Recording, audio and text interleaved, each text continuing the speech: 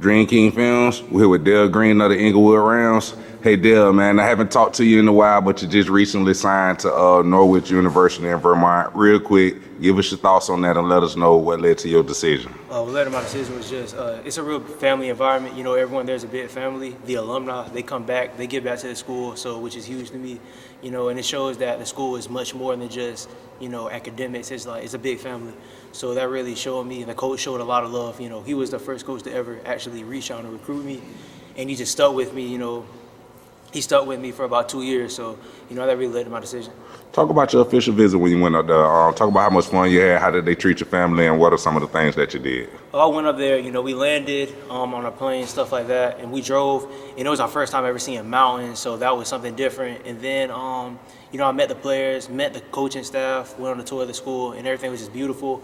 You know, and that night, you know, it snowed. I stayed the night with one of the players in his dorm, and it snowed, and it was my first time ever seeing snow, and he showed a lot of love, and the whole visit, it was just, they showed a lot of love. The coaching staff, they constantly showed me around the campus, you know, and it was a great experience.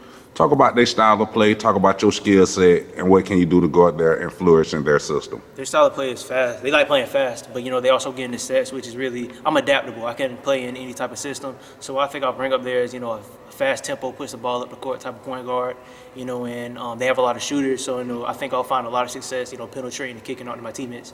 Dale, you know you're a Florida boy, a lot of high expectations for any athlete coming out of Florida. Are you going up to Vermont to compete for a starting position right away, or what way are you going up there to do that? You know, I'm going there to kill. You know, I got to show them what Florida is about. You know, I told the coach, if you ain't recruiting out of Florida, you're not trying to win.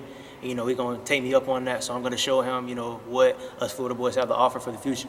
When you signed that letter of intent, just talk about your mom and your dad and how proud they was, that smile you put on their face, Dale. They were proud. You know, they cried, you know, because they know the work that I put in. They know everything that this took, you know, to get to that very moment. So, you know, it meant a lot to them, and it meant a lot to, you know, my family and my friends. Dale, talk about some of the hard work that you've been putting into it over the years to get bigger, better, faster, and stronger to ultimately sign that letter of intent. You know, I started off as like a bigger kid. I wasn't that fast. You know, I was slow. You know, I wasn't the player I am today, so I constantly worked every day in the gym, losing weight, getting bigger, faster, stronger. You know, I put in a lot of work that people don't know about. You know, get up in the morning, 5:30, going to shoot, going to lift, you know, working out 3 times a day. You know, and it wasn't something that my father made me do. It was something that I wanted to do to get better, to reach this point. Talk about Coach Battle, man. He run a tough program here at Englewood. Talk about Coach Battle, his workout program, and playing for him, and how cool that was over these last 4 years. Coach Battle, that's my guy. You know, he's like a father figure to me on and off the court. You know, he treated me like family my first day at Englewood. You know, and he got me used to, you know, getting that tough criticism, used to getting it, like that coach when he gets into you. You know, he got me used to that. So Coach Battle's a blessing. You know what I mean? Although he's retiring, you know, like he's gonna go down as one of the best coaches of all time in Jacksonville, Florida. Anything you want to say to Coach Battle? I know he's going to see this interview, man.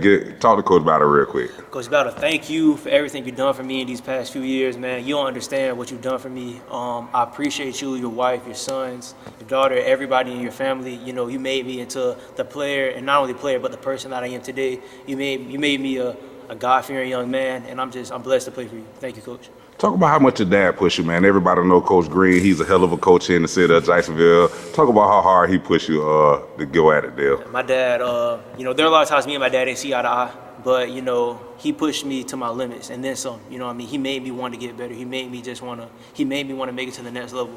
You know, and it was always a misconception to me because I always think he's just being mean. But then I realized, you know, he knows what it takes because he's been there before. So, you know, I took it and I ran with it. You know what I mean? My dad's a blessing. My dad's a blessing as well because, you know, a lot of people feel like I was given a lot of stuff, but I earned it. Everything that I did with my dad, I earned. Dale, talk about the recruiting process. Give me some ups and some downs and some things that you went through. The recruiting process is it's different. You know what I mean? It's stressful, a lot of long nights on the phone, a lot of workouts you got to go to. That's why, you know, I give a lot of credit to my parents, you know what I mean? Because we drove a lot of miles, you know, going to do a workout, going to a camp, you know what I mean? Just to hope that his coach will leave in, you know, have my name in his mouth. So, you know, the recruiting process, it was difficult. I'm not even going to lie to you. But once I signed that letter, it felt like a lot of just weight was off my shoulders.